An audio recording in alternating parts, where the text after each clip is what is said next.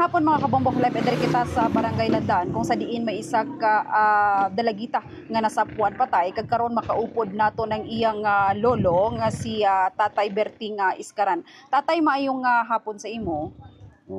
May hapon. Tatay, ano ang natabo sining paano ka nakabalo nga napatay imo nga apo ko nasapuan patay diri sa ano? Pwede mo ba masaysay, tatay? Kay ganyan muntag ma'am, dito ko sa kuan, dito mo nagtrabaho sa Salkak. Tapos kining si ex-kapitan nagtawag sa kapitbahay namon dito na pasubidahon ko sa barangay kaya nga ako dong apo kay kuan gipatay sa may pinyahan. Ya mo tulak po ko manupanugay sa mga hayop. Nagsibat yung kondisyon dre. Pagabot ko wala mamabtan patay lawas kuha naman sa kuan. Gidala naman sa ano sa PMCO. Wala lumabdan ang patay lawas. Botong nagdiretso nang kundi sa balay. Pagkita na ang bata, ito napod, nag-uban po sa kuan, sa PMCO. Pero pila na niya siya kaadlaw, tatay, nga ginapangita sang iyang ginikanan? Kay ang matupa sa dagadilang istorya, itong Martes pa daw nawala.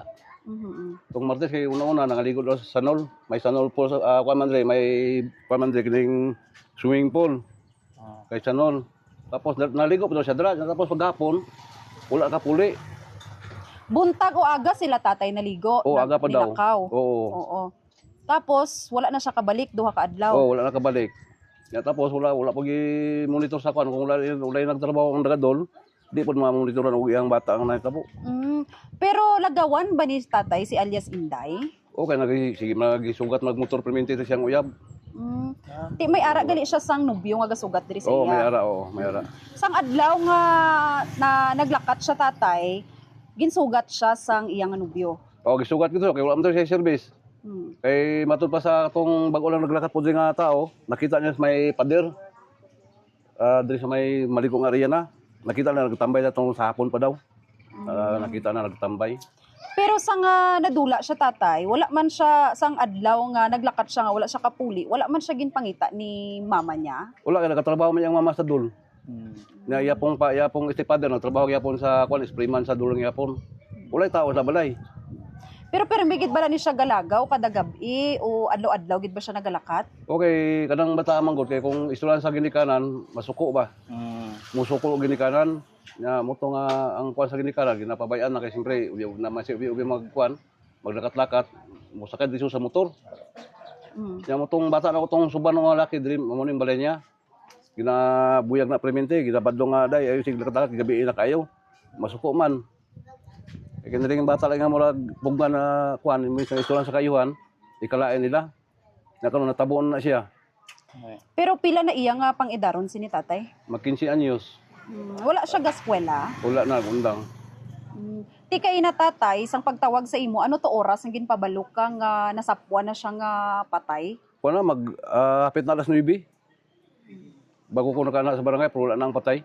Sino ang nakakita sa iya dito, tatay, nga nakita dito ang patay niya nga lawas? Ang una-una, kuan daw, ang dagadol to mango. Trabante sa dol. Trabante sa dol, kaya doon naman sa dalan gyapon ng kuan. Kung may kuan, may nangka. Ano ba ang kalayuon sa Barangay Landan, tatay? Kaya taga Barangay Landan sila. Kag ang Maligo nga barangay, layo ba? Kaya dito siya nasapuan sa Barangay Maligo eh. Lapit na lang sa barangay Maligo. Lapit na lang, mga siguro, mga 7 kilometro man. Wala kabot siya. Mga 2, 3. Wala kabot. Wala kabot. Doon lang.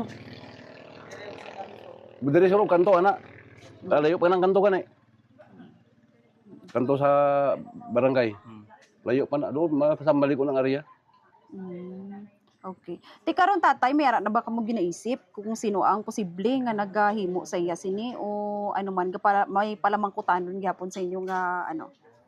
Okay, kung sa kulang, may bayo mo lang nabilin to sa nagtabuan. Yan, may apelido. Amo to ron sa barangay. Okay. May bayo mo lang to nabilin. Okay. Tatay, tagaan ta kasang ligwa para magpanawagan kung sino man ang may kahimuan sini sa imo nga apo. Ang akong panawagan sa naghimo sa akong apo, dapat mag-surrender lang siya. Para di maglala ang iyang kuan, magdako may iyang kaso na, uli siya mag-surrender. Dapat magkonsensya na sila. Tagi mo ya sa akong apo. Mo lang panawagan siya. Tatay, madamuid nga salamat.